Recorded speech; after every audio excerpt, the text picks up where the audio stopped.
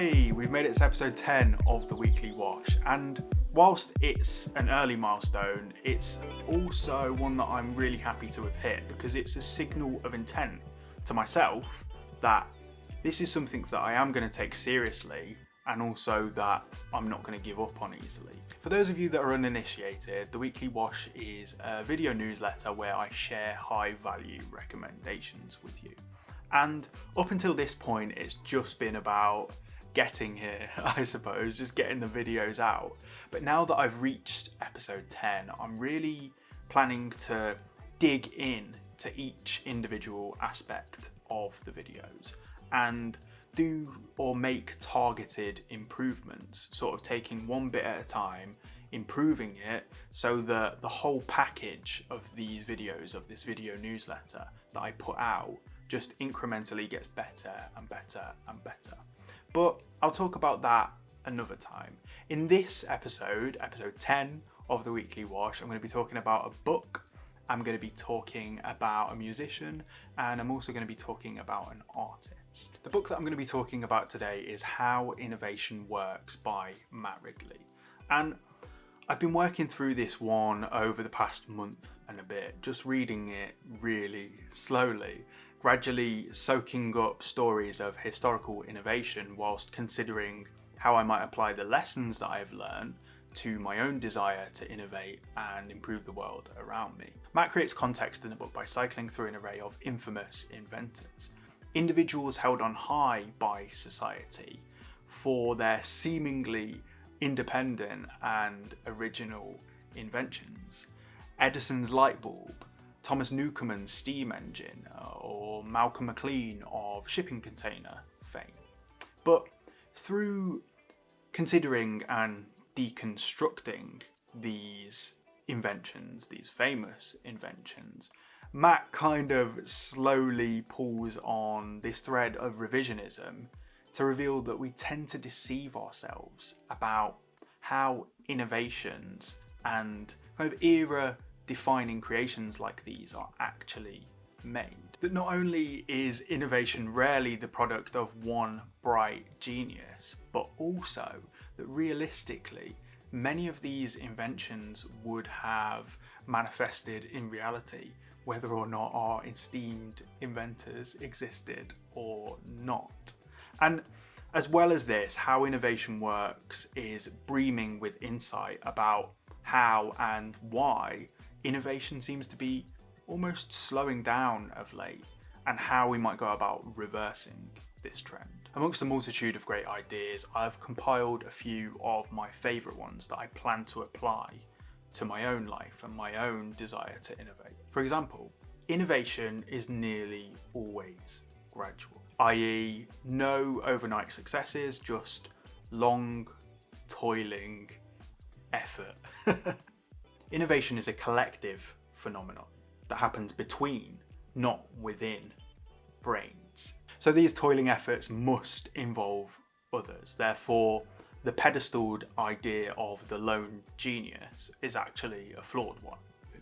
A well-known attribute of innovation, accidental discovery. That many innovations and breakthroughs actually come about when you discover something other than that you are actually searching for. And finally, my personal favourite, the central theme of innovation, after all, is trial and error.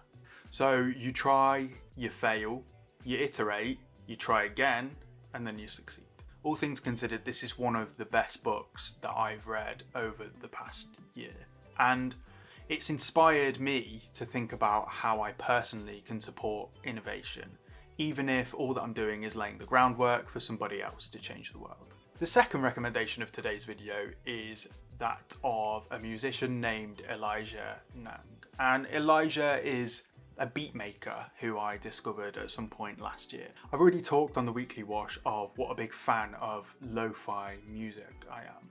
Now, lo-fi stands for low fidelity and technically refers to music with lower sound quality. You can hear idiosyncrasies from the recording process like distortion, audible hisses, or noise. But lo-fi as a genre has come to represent so much more than that.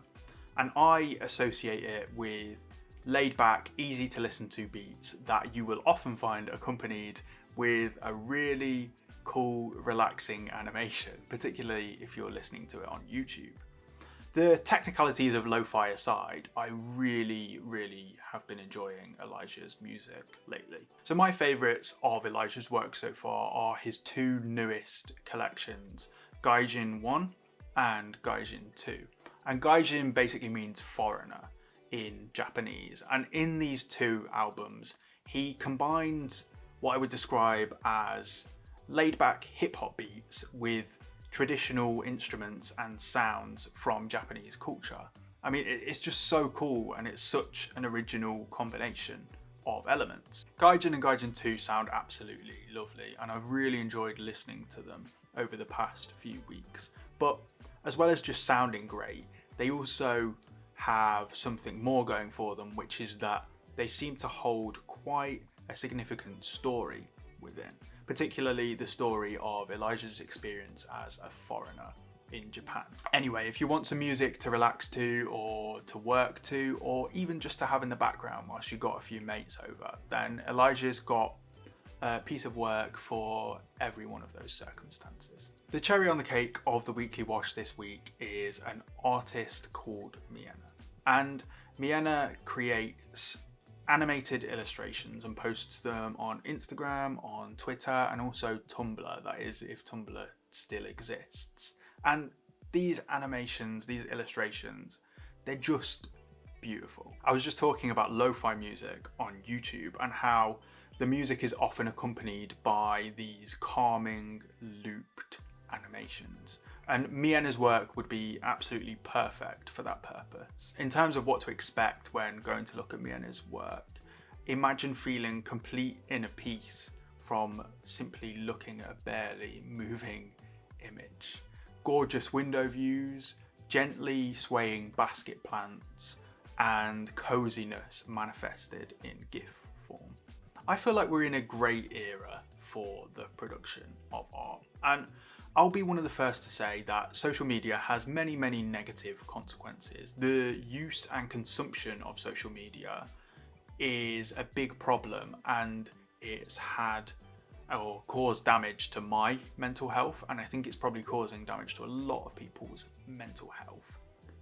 But it can also be true that social media, I think, has played a big role in this dearth of creation that we can now delve into. I find new artists that I love on Instagram every week. I find new original thinkers on Twitter constantly. And this video, or one of the recommendations in this video, is representative of the fact that I'm constantly finding new brilliant music now because of Spotify, but also YouTube. I mean, I would not even be aware of the genre of lo-fi or lo-fi hip-hop or lo-fi jazz or many of the sort of subgenres within lo-fi if it wasn't for YouTube. So many more people than in the past now have this opportunity to send their work out into the world in the hope of building a better life for themselves.